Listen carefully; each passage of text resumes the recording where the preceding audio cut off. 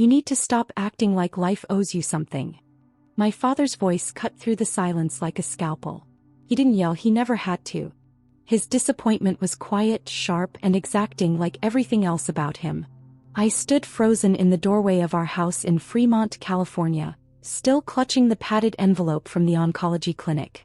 I had just come from my third chemotherapy consultation, my veins still sore from the 4. The envelope held the treatment plan that could literally save my life. And yet all I could think about in that moment was how badly I needed him to say anything kind. He didn't.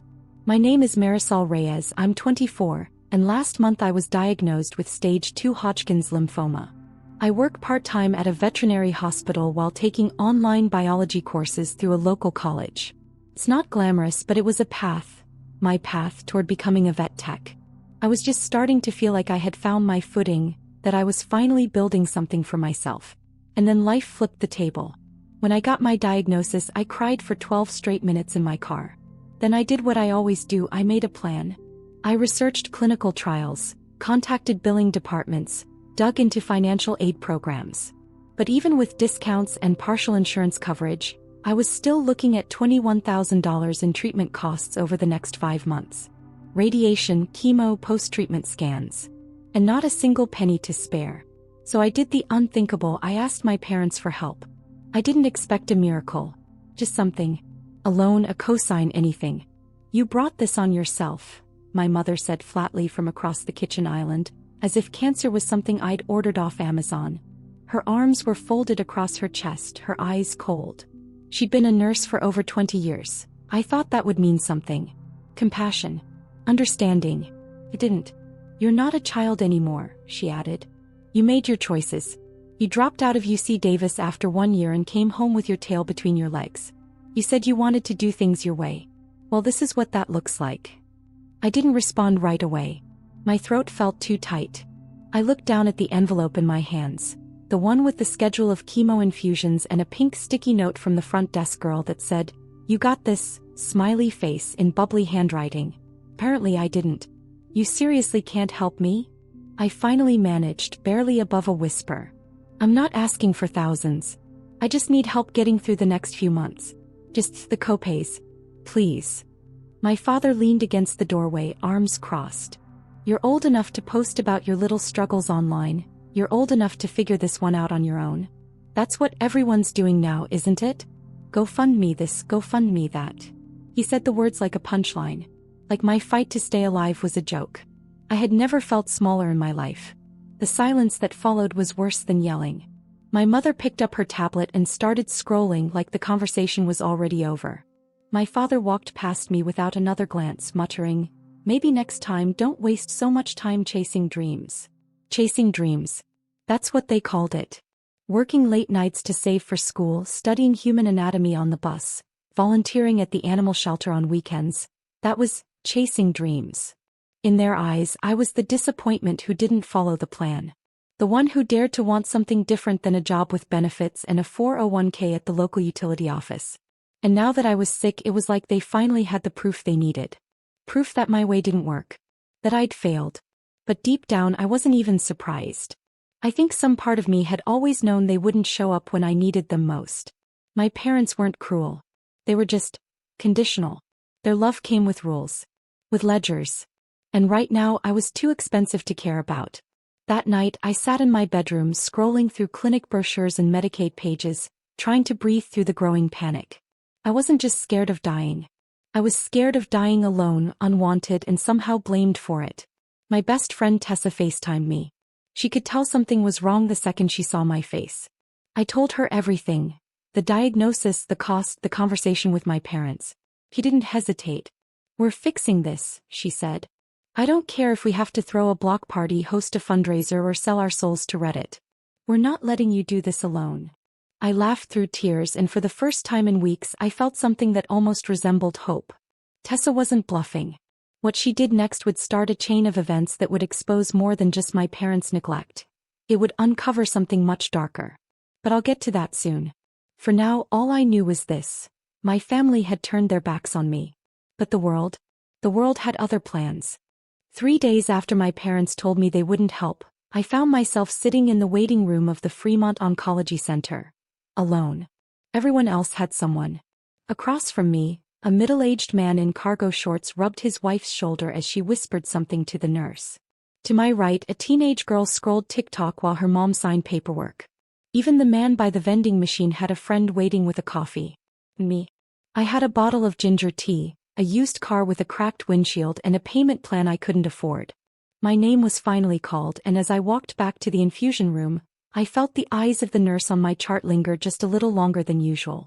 Her name tag said Darlene, and when she looked up I could tell she recognized the numbers. The unpaid balance. "You're here for round one?" she asked gently, gesturing toward the recliner. I nodded and sat down, trying to hide the tremble in my fingers. "Insurance only covered part of this," she said softly, more to herself than to me. "You know they'll want a copay before the next session." "I know," I said quickly. "I'm figuring it out. I have some ideas." I didn't have any ideas. Not yet. What I did have was $73 in my bank account, a box of anti-nausea meds I hadn't opened yet because I wasn't sure if the refill would be covered, and a growing sense of panic I couldn't shake. That night, after the worst migraine of my life and a slow, miserable shower I had to sit through on the floor, I opened my laptop and messaged Tessa. "Hey, let's try something stupid." She didn't even ask what I meant. 20 minutes later we were on a Zoom call drafting a post for Reddit. Tessa insisted it had to feel real, not polished or pity-seeking, just honest. Just me. The post was titled, "I have cancer. My parents don't care. I'm trying anyway." We included a photo, just my face, bald head and all, with a peace sign and swollen eyes that refused to cry anymore. We told the story. Diagnosis, treatment plan, the financial cliff I was standing on, and how I'd been turned away by the two people who were supposed to love me unconditionally. We attached the GoFundMe link and hit post. I closed the laptop immediately and turned over in bed, already regretting it. It felt like begging, like showing the worst parts of myself to strangers and hoping someone would care. Why would they? I fell asleep with that thought spinning in my head. And then I woke up the next morning to chaos. Over 12,000 upvotes. Hundreds of comments. $2,816 raised. Overnight. I stared at the number for a full 60 seconds before my brain caught up. The messages were flooding in. "Your parents failed you, but we won't. My sister is a survivor. Sending all the strength in the world. You're gonna beat this. Period. Check your inbox. I want to cover one of your chemo rounds." I was crying before I even realized it. Like full-on ugly sobbing with my face pressed into my pillow while Tessa screamed through the phone. We hit our initial goal of $7,500 by the end of that week. Then something weird happened. On day 4 of the fundraiser I got an anonymous donation for $10,000. No message. No email. Just a name I didn't recognize and an amount that made me sit down on the floor and gasp for breath. Tessa thought it was a fluke. I thought it was a mistake. But the money cleared. It was real. I stared at the name attached to the donation for hours. The profile was bare, no posts, no comments. Just a user handle, Third Try Vet. There was something about it that itched at the back of my mind. Something almost familiar. I wanted to be grateful, I really did, and I was. But the more I looked at that name, the more something didn't sit right.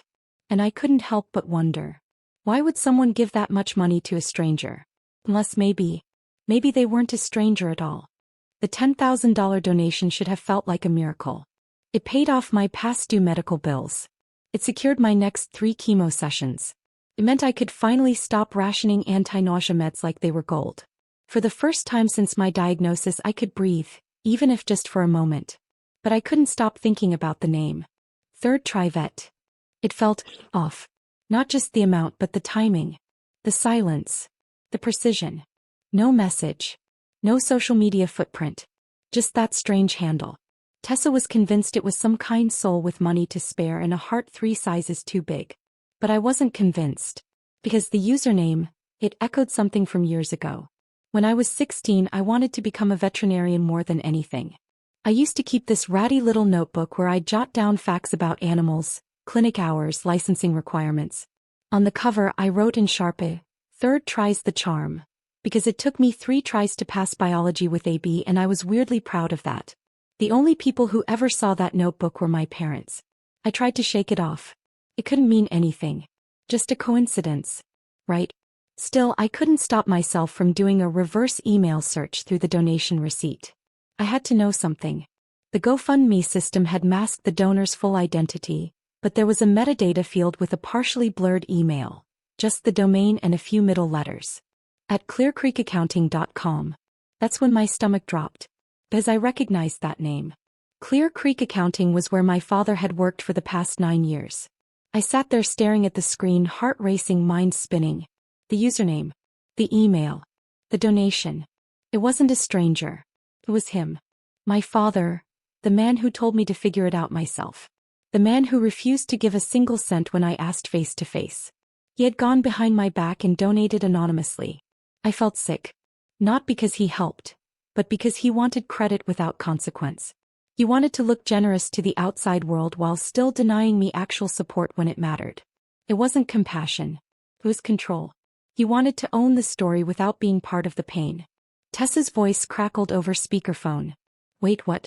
Are you sure it's him? I'm sure, I said, my hands shaking. He watched me beg. Then he donated in secret like it made him a hero. But why wouldn't he just tell you? Because then he couldn't blame me anymore, I whispered. That was the moment I understood. My parents didn't want me to succeed. They wanted me to depend on them. But only on their terms. Quietly. Invisibly. They didn't want to save me, they wanted to own the version of me they could control. The me that failed. The me that proved them right. And now that I had stepped outside their reach, they were rewriting the narrative from the shadows. That same night I checked my GoFundMe settings. There was another surprise waiting. 2 more anonymous donations. Each from different usernames. Each from accounts with no history, no photo, no bio. But all 3 used variations of the same domain, clearcreekaccounting.com. And suddenly it all clicked. They hadn't just refused to help me. They had tried to bury me in silence. And now they were trying to buy their way out of guilt without ever being held accountable. That's when the anger started to rise. And it didn't stop. They thought they could control the story. They thought I wouldn't find out. They were wrong. I didn't storm into the house screaming. I didn't demand answers with fists or tears. That's not how my family operates. In our house, confrontation came quietly, through sharpened tones and carefully chosen silences. So I waited. I waited until Sunday afternoon when I knew my parents would be home from church and full of fake smiles and lukewarm coffee. I walked through the front door like I had a dozen times before, except this time I wasn't carrying medical forms or a treatment plan. I was carrying the truth. They were sitting at the dining table side by side, my mother tapping through her iPad, my father flipping through the Sunday paper like the world outside didn't exist. Neither of them looked up when I entered. Typical. I pulled out the chair across from them and placed my laptop on the table. That got their attention. "What's this?" my father asked, his voice carefully neutral. I opened the GoFundMe page. "This," I said calmly, "is the fundraiser that saved my life." My mother glanced at the screen, then back at me. "Yes, we heard. You got a lot of support. That's good." I scrolled to the $10,000 donation. Then the other 2 anonymous ones. Then I turned the laptop to face them. 3 donations. All anonymous. All from Clear Creek Accounting email addresses. The pause that followed was long. My father blinked once, then leaned back in his chair. "So what exactly are you accusing us of?" "Not accusing," I replied. "I'm just acknowledging. You donated. You hid it. And you never told me." My mother finally spoke. "We were trying to help without making a big show of it. We didn't want to pressure you. We figured you'd be embarrassed." "Embarrassed?" I repeated, laughing bitterly. "You mean like when I begged for help and you told me I brought cancer on myself? Or when you called me selfish for asking for support?" My father shifted in his seat. "That was said in the heat of the moment. You have to understand, this whole situation caught us off guard." "No," I said, cutting him off. "You don't get to rewrite this. You looked me in the eye and said I was on my own. That I was wasting my life. That I didn't deserve help. And then you donated in secret so you could pat yourselves on the back without ever having to apologize." My mother folded her arms. "It's not that simple, Marisol. We have responsibilities. A mortgage. Bills. Your father's job is. Your job is the reason I found out." I pointed to the screen. "You didn't even try to cover your tracks. You use company emails.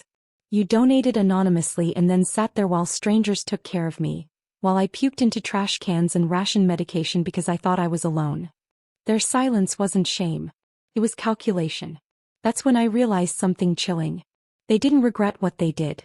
They regretted that I found out. You're being dramatic, my father finally said. It's not like we hurt you. I stood up so fast my chair scraped across the floor. You don't get to define what hurting me looks like. You abandoned me when I needed you most. You let strangers love me more than you ever did.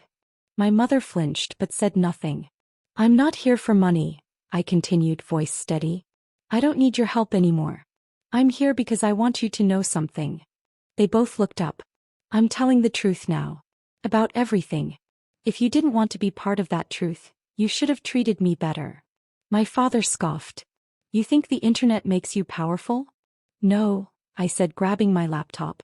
The truth does. And with that I left. Not with tears. Not with rage. Just with the calm, quiet certainty that this chapter of silence was over, and the next one would be loud enough for the world to hear. I didn't mean for it to go viral. Honestly, I just wanted to tell the truth. One post. One thread. I thought maybe a few hundred people would read it. Maybe someone going through the same thing would feel less alone. I didn't expect the internet to take sides, or take a torch to the people who hurt me. But it did. And it happened fast. 2 days after I confronted my parents, I sat down and wrote it all out. Everything. From the day I got my diagnosis to the anonymous donations from my own father's workplace. The abandonment. The silence. The bitter irony of being more supported by strangers than my own family. I hit post on Reddit, added the GoFundMe link at the end, not to ask for more money but just for context, and then I closed my laptop and went to bed. The next morning my phone was vibrating nonstop. 60,000 upvotes. Hundreds of comments. #StanWithMarisol was trending on X. A mutual aid account reposted my story with the caption, "When your own family chooses pride over your life, we step in." People weren't just donating. They were furious. This is emotional abuse disguised as tough love. Parents like this don't deserve their kids. She's fighting cancer and them? Nah, we got you. Anyone got the name of that company? They should know what their employee is doing. I blinked at that last one. And then I saw it. People had started digging. Within hours, someone found my father's LinkedIn. Then the Clear Creek accounting company page. Then a Yelp review for the business that said, "Maybe take a break from stealing from your daughter before doing someone's taxes." I stared at the screen, half horrified, half speechless. By lunch, someone had messaged me asking if I wanted to do a podcast interview. By dinner, a freelance journalist DM'd me about covering the story for a feature on medical fundraisers and family betrayal. I felt dizzy, overwhelmed, empowered, terrified, because now the story wasn't just mine anymore. It belonged to the internet. I didn't feel regret, not exactly, but I felt the weight of it. The weight of what happens when your personal life becomes a lesson for the world. Tessa came over that night with Thai food and a bottle of something sparkly. We sat on my floor eating out of takeout containers while our phones lit up every 30 seconds. "I know this sounds weird," I told her, "but I feel guilty." She raised an eyebrow. "For what? Surviving?" "No. For winning. I shouldn't have to go viral to afford to live. I shouldn't have to prove my worth in a Reddit thread just to be treated like a person." Tessa nodded, her expression serious for once. "You didn't win because you went viral. You won because you told the truth. And people recognized it." That stuck with me. He was right. The support wasn't just about money anymore. It was about people seeing me, believing me, refusing to let my story be rewritten by the people who had tried so hard to erase it. But not everyone was happy. That night, I got a text from my mother. "You need to take the post down. You're ruining your father's career. This has gone too far." I stared at the screen, stunned. Not, "Are you okay?" Not, "I'm sorry." Not, "We were wrong." Just damage control. I didn't respond. Instead, I screenshotted the message and saved it in a folder I was now calling evidence. Because something told me this wasn't over. Not even close. The message from my mother was still sitting in my inbox, unread but not unseen. "You need to take the post down. You're ruining your father's career. This has gone too far." I didn't answer. Because I wasn't going to argue with people who only cared when their reputation was on the line. But I knew it was coming. The confrontation. The storm. And I wasn't going to hide from it. 3 days later I got the call, from my tia Lisette, my mom's older sister. We hadn't spoken in over a year, but she'd seen the post. Seen everything. "Marisol," she said, breathless on the other end. "I'm coming over. Now." She didn't ask. She just showed up. She walked in with a manila folder clutched in her hands and a look on her face I hadn't seen since my grandfather's funeral. Like something old and ugly had finally come to the surface. "Before I show you this," she said, sitting across from me on the couch, "you need to know I didn't know. Not all of it. And I'm sorry." I stared at her, heart already racing. She opened the folder. Inside were legal documents, handwritten notes, printed emails, scans of financial records. Some were years old. And every single one of them was about me. "You had a college fund," she said softly. "A real one. From Abuela. She left it in your name when she passed. $10,000. My hands went numb. "No, I didn't," I said almost reflexively. "They told me there was nothing. That she didn't leave anything to anyone. Just funeral costs.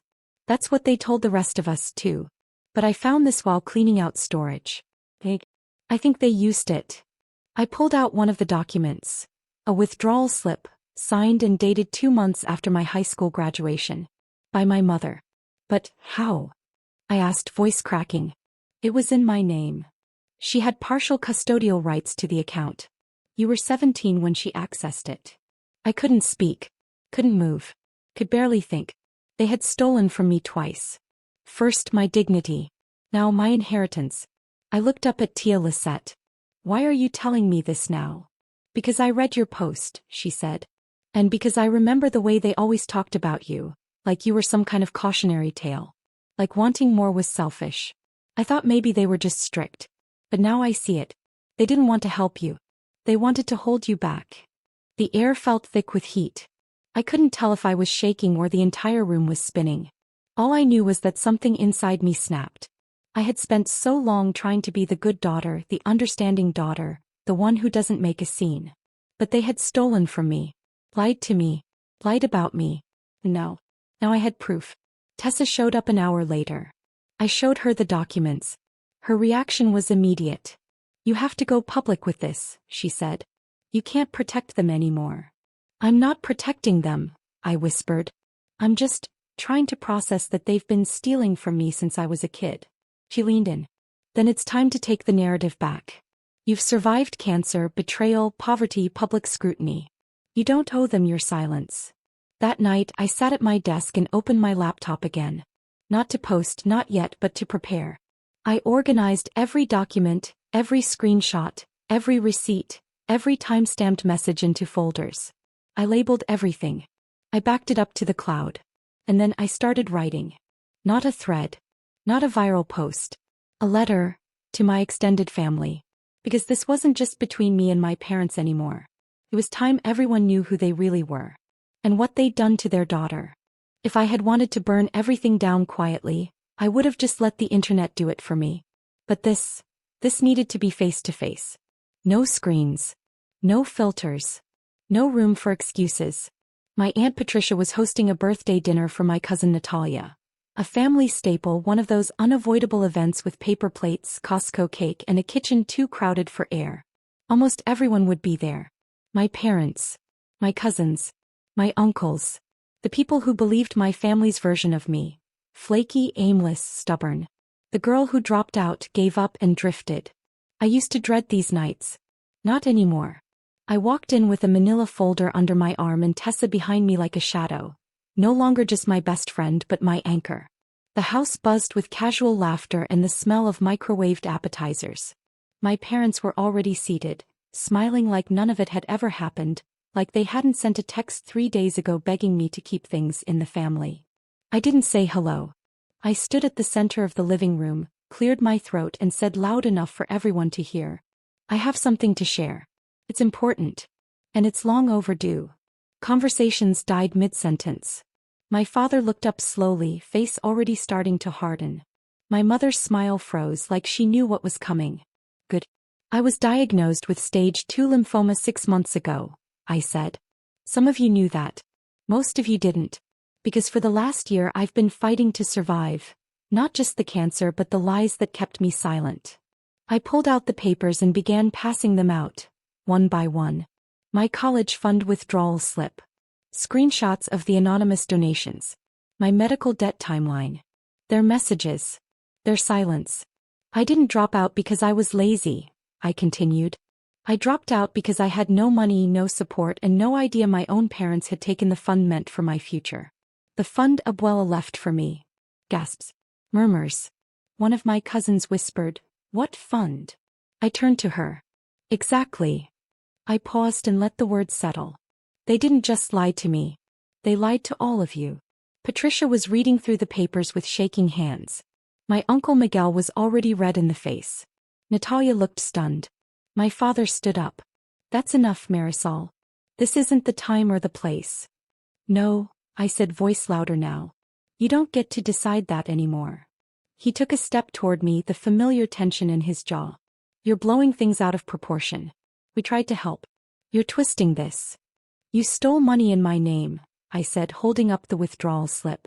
You left me to suffer so you could keep up appearances.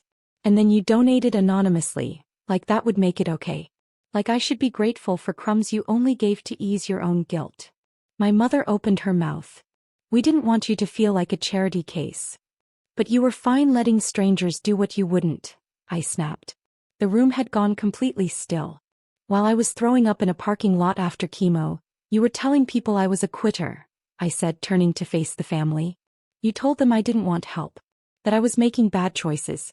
You lied because the truth made you look bad. And now everyone knows. There was a long, brittle silence. And then, I want to see all the records, my Uncle Miguel said, turning to my father. You said she got nothing. That there was no money left from her grandmother. We believed you. My father didn't answer. Couldn't. His jaw twitched, but he stayed still. My mother finally sat back down like someone had pulled the spine out of her. I looked around the room, really looked, and for the first time I saw something I'd never seen before. Not pity. Not disappointment. Respect. Even the people who once rolled their eyes at me, who bought the quiet whispers about how I never followed through, were watching me now like they finally saw me. All of me. Tessa stepped forward and said what I couldn't. Marisol didn't come here to burn bridges. She came here to reclaim her name. And she brought proof, because she knew you wouldn't believe it unless you saw it with your own eyes. I believe it, Patricia said softly. And I'm sorry. So was Miguel. So was Natalia. So were others who hadn't said a word in months. My parents. They said nothing. They just sat there, two strangers in a crowd of people who no longer believed them. When I left that night, I didn't feel triumphant. I didn't feel cruel. I felt clean. Like for the first time in my life, the weight I had carried didn't belong to me anymore. The day after the dinner, I slept until almost noon. No alarms. No beeping infusion monitors. No early morning anxiety spirals. Just stillness. I woke up to sunlight pouring across my blanket and my phone buzzing with messages. Not from my parents but from everyone else. I'm proud of you. We should have asked you directly. We were wrong. One by one, relatives who had once looked at me with doubt were now texting me apologies. Offers. Support. Patricia Venmo'd me $500 with the caption, "For textbooks." Or ice cream. Or both. Uncle Miguel called and offered to co-sign student loans if I ever needed it. My cousin Natalia, who I thought had written me off years ago, left me a voicemail that ended with, "You are everything they tried to make you believe you weren't." And yet through all of it my parents said nothing. Not a word. No apology. No explanation. Just silence. And honestly, that told me more than any dramatic outburst ever could. They weren't sorry. They were just caught. I didn't block them. I didn't scream. I didn't beg for closure. I simply took them out of the equation. Emotionally. Practically. Entirely. For the first time in my life, I gave myself permission to build a future that had nothing to do with them. I called my caseworker at the medical center and submitted final proof of payment for the chemo balance. I updated my GoFundMe page with full transparency. Donations covered my remaining treatments, my scan follow-ups, and enough to finally, Apply for a transfer program. And then came the email. Subject line. Congratulations, University of Washington conditional acceptance. I stared at the screen for a long time. Just me, the acceptance letter, and the quiet hum of a world I was finally allowed to step into. It wasn't just an academic win. It was symbolic. I got in. Without them. No strings. No shame. No more sitting at dinner tables trying to prove I wasn't a disappointment. Tessa and I went out to celebrate that night. He cried more than I did. Halfway through our drinks, she raised her glass and said, "To the version of you that got buried under their expectations, and to the one that clawed her way out." I clinked her glass, my voice calm but full of fire. To never needing anyone's permission to become who I already am. The next day I mailed my parents copies of two things. A printout of my university acceptance letter. A final letter that read, "You lost your voice in my life the moment you chose silence over love. I'm not angry anymore. I'm just done. And that's more permanent than hate will ever be." I didn't sign it with love. I didn't sign it at all. 3 years later, I stood under a gray Seattle sky, cap in one hand, diploma in the other, and felt something I hadn't known I'd been chasing this whole time. Stillness. Not survival. Not revenge. Just stillness. I was officially a University of Washington graduate. Bachelor of Science in Veterinary Biology. Honors. Distinction. Debt-free. There were no balloons. No awkward family photos. No flowers waiting on the sidewalk with my name spelled wrong. But Tessa was there, wearing purple lipstick and crying like I'd just won an Oscar. So were Uncle Miguel, Aunt Patricia, and Natalia, who brought a sign that said, #Marisol Strong, in sparkly gold letters and somehow managed to make it feel sincere, not cheesy. After the ceremony, I sat alone for a moment at the edge of campus with my feet dangling over the railing of a little bridge. The breeze carried the sound of distant applause, the smell of wet concrete and cherry blossoms. It was over. The answer. The fear. The constant aching question of whether I was ever enough. I was more than enough. And now finally I had proof. There had been other milestones along the way. Clean scans. Late-night study wins. A tiny apartment with second-hand furniture that smelled like cinnamon and bleach. But this was the one. It wasn't just a piece of paper. It was a resurrection. The version of me they tried to bury. The one who dared to want more, to ask for help, to hope she made it. She didn't just survive them. She outgrew them. I hadn't spoken to my parents since the letter I sent. I didn't need to.